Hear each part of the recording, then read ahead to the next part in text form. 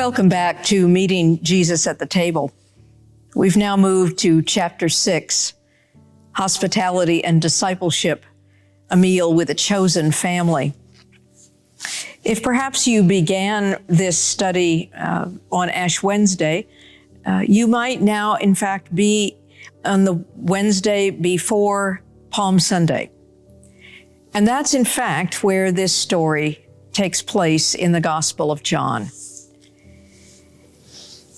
The story is an incredibly evocative one, I think, because it invites us to imagine Jesus in the midst of a family who have become his closest friends. If you will, a chosen family, a group of people with whom we may not be related, but who become family to us through the sharing of life, the sharing of our deepest concerns, our highest hopes, our greatest fears. We're introduced to Mary and Martha in the Gospel of Luke, where they act as Jesus' hosts, Martha waiting on tables, and Mary sitting at Jesus' feet in the attitude of a traditional disciple of a teacher.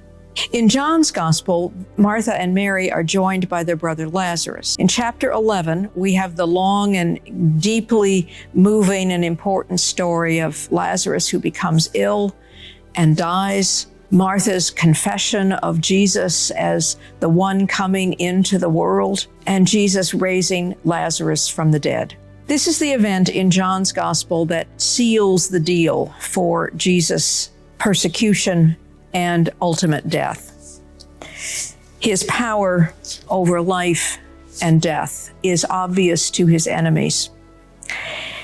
In the moments in between that event and the Palm Sunday entry into Jerusalem and the last moments, the last days of Jesus' life, in between is this dinner party at the home of Martha and Mary and Lazarus.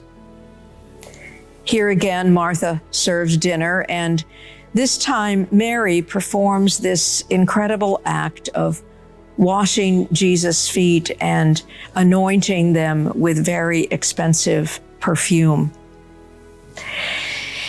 What she does in both cases, both in Luke and here in John, is to be a model of discipleship.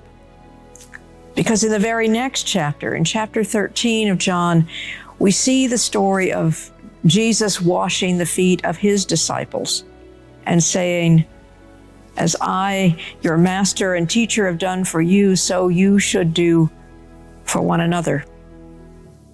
Mary has discovered this and does it even before time.